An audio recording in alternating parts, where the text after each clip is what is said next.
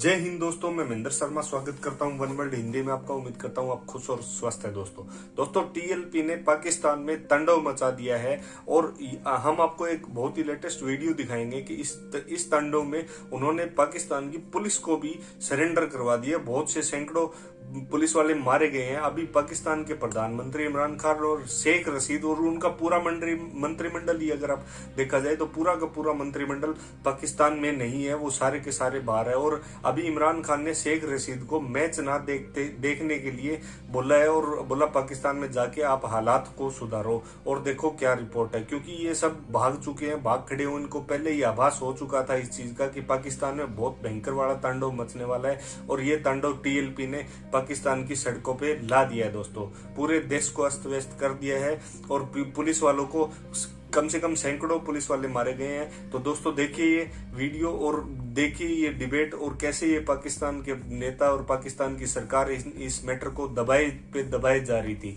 तो दोस्तों देखिए और कमेंट में अपनी प्रतिक्रिया दे। लास्ट में आपसे रिक्वेस्ट करूं दोस्तों, अगर आप मेरे चैनल पे नए हैं तो मेरे चैनल को सबसे पहले सब्सक्राइब कीजिए दोस्तों। अच्छा, लास्ट में आपको दोस्तों ये बताऊंगा कि ये जो वीडियोज है ये हमने सौजन्य से सोशल मीडिया के सौजन्य से लिए हैं, लेकिन कहीं ना कहीं हम इसकी पुष्टि नहीं करते। लेकिन कहीं ना कहीं हालात यही है दोस्तों, सच्चाई यही है पाकिस्तान की। तो दोस्तों देखिए डिबेट। जय हिंद, वंदे मातरम, भारत माता की जय। दोस्तों लब्बैक का असल चेहरा ये है दीन का चेहरा। दीन किसी के साथ ज्यादती नहीं करता। और ये फतेह मक्का के मौके वाला मामला नजर आ रहा है कि जब कुफार के हत्थे मुसलमान आते थे तो वो जिबा कर देते थे, शहीद कर देते थे। और जब मुसलमानों के हाथ में कुफार आते थे तो रसूल अकरम सल्लल्लाहु अलैहि वसल्लम ने फतेह मक्का के मौके पर आम माफी का ऐलान कर दिया। अल्लाह सुभान अल्लाह सुभान अल्लाह। लब्बैक या रसूल अल्लाह सल्लल्लाहु अलैहि वसल्लम। तहरीक लब्बैक पाकिस्तान जिंदाबाद जिंदाबाद। Pakistan army, Pakistan rangers, Pakistan police जिंदाबाद। हमारे इदारे जिंदाबाद। ये है हमारा असल चेहरा, जिसको आप कालदम, जिसको आप दहशतगर्द कहते हैं ना, ये हमारा असल चेहरा है।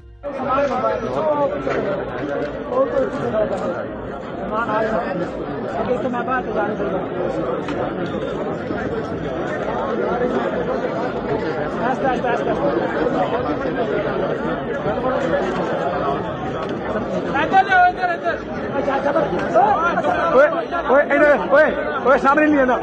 थले रखो, थले थले थले उठी रखो, उठी रखो।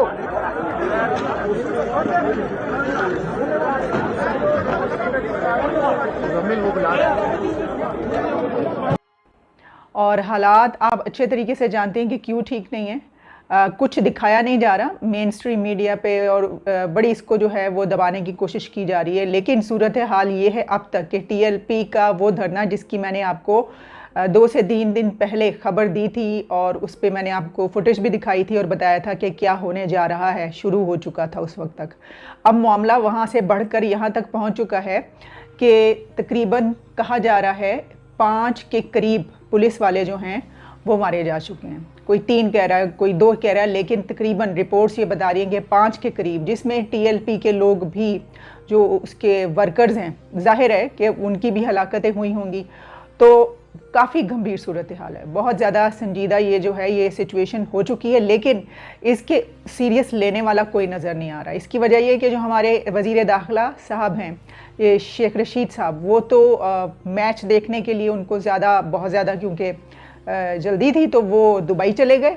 और फिर उसके बाद वज़ीर आज़म साहब जो हैं वो तो आप जानते ही हैं कि उनको सऊदी अरेबिया जाना पड़ा। और सऊदी अरेबिया जाके हमने देखा वो बड़े वहाँ पर मक्का मदीना वहाँ पे जो हाज़िरी देते हैं और बग़ैर जूते पहने बग़ैर बड़ी एक इज़्ज़त के तौर पर और ये सब कुछ, तो उनके लिए वो सब बहुत ज़रूरी है। हमने देखा कि वो उसी तरीके से नंगे पाँव और सॉक्स पहने हुए तो वो मेरा ख्याल है कि मैच के हवाले से ही कोई बात थी कि पाकिस्तान जीतेगा या क्या होगा। तो इस वक्त सिचुएशन ये नज़र आ रही है कि जो लाहौर के हालात हैं, यानी ये कि जो अब काला शाह काकू और इंटरचेंज वो रास्ते के जहाँ से इस्लामाबाद ये धरना टीएलपी के ये एक बहुत बड़ा धरना जो कि अब बन चुका है, जिसमें पहले की तरह आपको याद होगा उसी तरीके से अब वर्कर्स सड़कों पर मारे खा रहे हैं, गोली चल रही है, लाठी चार्ज हो रहा है, लोगों के ऊपर ज़ख्मी हो रहे हैं और बहुत बड़ी तादाद ज़ख्मियों की बन चुकी है और फिर वो इंटरचेंज की तरफ जा रहे हैं और वहाँ पर काला शाह काकोर इंटरचेंज जो जगह जहाँ से आपको इस्लामाबाद की तरफ कंटेनर लगा दिए गए हैं उनको वहाँ पे जाने से रोका जा रहा है। और उसके बाद जो शेख रशीद साहब है उन्होंने तो अपना पूरे ये एक वो बना लिया था ना प्लान कि ठीक है अब जो है हम वहाँ पे जाके वो मैच देखेंगे, यहाँ पे जो मर्जी होता रहे, वो क्या करें भाई। तो हुआ कुछ यूँ कि वज़ीर आज़म साहब ने शायद उनकी सब जो है वो प्लानिंग उनको पता चल गया, उन्होंने कहा ज़रा तुसी तो वापस आओ ना। आप वापस आएँ और वो खुद उधर चले गए और अब शेख रशीद जो है उनको वापस आना पड़ा है। अब मैं आपको ये भी बताऊं कि ये क्यों शेख रशीद साहब भागे क्यों हैं मैच देखने के लिए। इसकी वजह ये होती है कि यहाँ पर हमने जिस तरीके से मज़हब की आड़ लेके मज़हब का इस्तेमाल कर करके हम सांस भी अगर कोई लेते हैं तो उसमें भी हम अगर मज़हब का इस्तेमाल ना करें तो हम कहते हो ये क्या हो गया। तो जिस तरीके से हम मज़हब का आड़ लेके इस्लाम की आड़ लेकर उसको अपने लिए एक ढाल बनाते हैं, ख़ास तौर पर हमारे पॉलिटिशियंस और ये तमाम लीडर्स, तो शेख रशीद साहब के लिए तो ये बड़ा ही मसला है कि वो टीएलपी के धरने को जो है वो उनको मारे लगवाएं, उनको रोकें, उनके ऊपर लाठीचार्ज करवाएं। इसकी वजह ये है कि वो तो बहुत ज़्यादा डरते हैं सबके सभी कि इन्होंने कह दिया कि भाई ये तो गुस्ताख है, इसने तो जो है ये देखें इस नबी के नाम पर एक धरना हो रहा था और इस नाम पर जो है वज़ीर दाखिला जो है उन्होंने ये कुछ करवाया है। तो उनकी तो सिट्टी गुम हो जाती है उसी वक्त शेख रशीद साहब की। मैं आपको उनकी एक वीडियो दिखाई देती हूँ पहले की, कि पहले क्या थी, उसके बाद जो उन्होंने कहा वो भी दिखा देती हूँ। एक दो वीडियोज़ हैं वो देखिए और साथ में मैं आपको ज़रा कुछ फुटेज भी दिखाई देती हूँ कि शायद मेरे बताने से जो है वो यकीन आए तो वो पता चल जाए कि जो इस वक्त हालात और सिचुएशन है वो किस नहज पर पहुँच चुके हैं।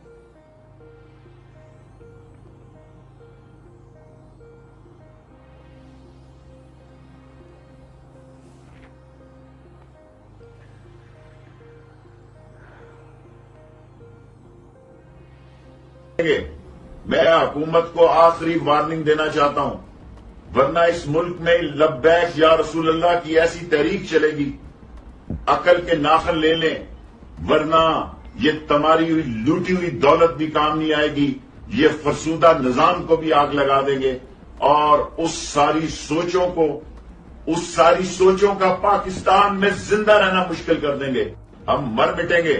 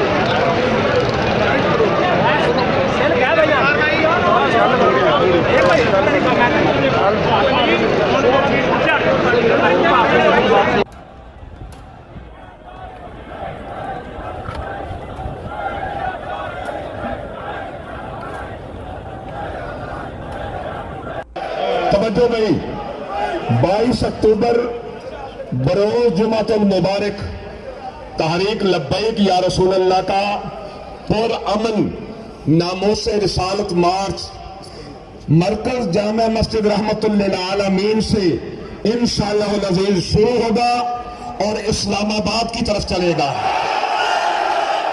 इस्लामाबाद की तरफ चलेगा।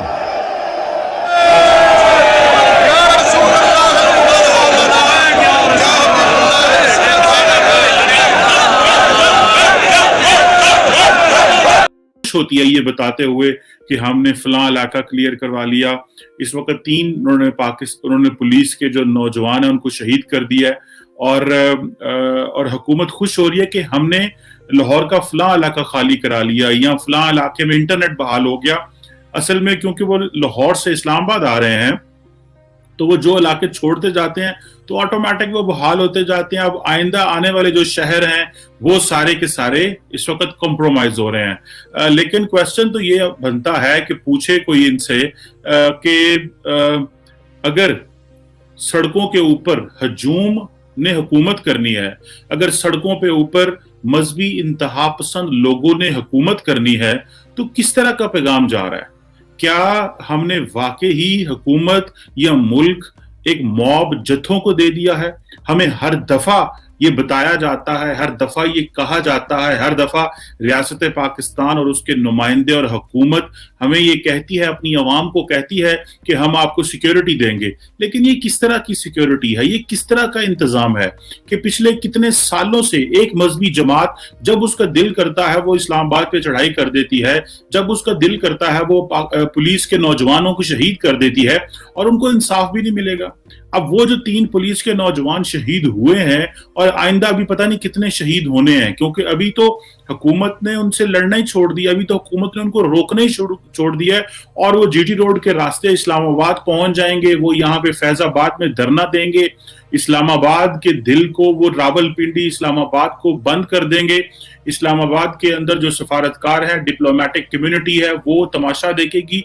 बैनुल अक़वामी मीडिया जो इस वक्त अफगानिस्तान को कवर करने आया हुआ है, इस वक्त एक बहुत बड़ी तादाद में बैनुल अक़वामी मीडिया लाहौर, कराची और इस्लामाबाद में है, और मेजॉरिटी लाहौर और इस्लामाबाद में है, जो इस वक्त कवर तो अफगानिस्तान के मौलवियों को और उलमा को और वहां पे तालिबान को कवर करने आया, वो अब टीएलपी को कवर करेगा और बताएगा कि देखें जी कि वो पाकिस्तान जो कि अफगानिस्तान के उलमा को और तालिबान को कंट्रोल करने की बात करता है, उसके अपने मुल्क के जो मौलवी हैं या मुल्क के जो फनाटिक्स हैं वो कंट्रोल नहीं होते। ना ये इलेक्शन पे यकीन करते हैं, ना ये डेमोक्रेसी को मानते हैं, ना ये वक्त की हुकूमत को मानते हैं, ना ये अपनी स्टेट के किसी कानून को मानते हैं। वो एक ही चीज मानते हैं, और वो है कि जो उनकी डिमांड्स हों वो उनको उनकी एक्सेप्ट की जाए।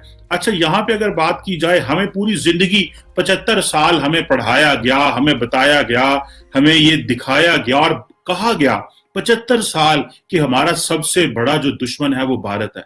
भारत बिल्कुल हमारा दुश्मन है। भारत की और हमारे 75 साल से बड़ी लड़ाइयां हुई हैं, बहुत कुछ है। लेकिन मुझे याद है भारत के वजीर आजम मनमोहन सिंह की भी बात, जिन्होंने कहा था the biggest national security threat is with in, और वो उस वक्त नक्सलाइट्स को कहते थे। और मैंने अपने भी लोगों को सुना है जिन्होंने कहा है जो बिगेस्ट नेशनल सिक्योरिटी थ्रेट है वो इंटरनल है। सो इंटरनल थ्रेट्स बड़े इंपॉर्टेंट है। एक्सटर्नल थ्रेट्स तो हमने बहुत बेचे, हमने बेच के एक्सटर्नल थ्रेट को बेचा। हमारे लोगों ने, हमारी हुकूमतों ने, हमारे अदारों ने एक्सटर्नल थ्रेट को, फिला खतरा, उस मुल्क से खतरा, इस मुल्क से खतरा। लेकिन आज पता चलता है 2021 की इस अक्टूबर में पता चलता है, और पहले भी हमें पता चल गया कि सबसे बड़ा जो खतरा है किसी रियासत को वो इंटरनल है। पाकिस्तान ने एक स्ट्रेटेजिक स्टेबिलिटी अचीव कर ली हुई है। अब जो आपको खतरा है वो उन फैनेटिक्स से है जो मुल्क के कानून को नहीं मानते। अब हमने ये फैसला करना है कि क्या हमने अपनी स्टेट की रिट को स्टैब्लिश करना है, हमने क्या अपने रियासत की जो कानून को इंप्लीमेंट करवाना है, या हमने इनके हाथ में, जत्थों के हाथ में दे देना है।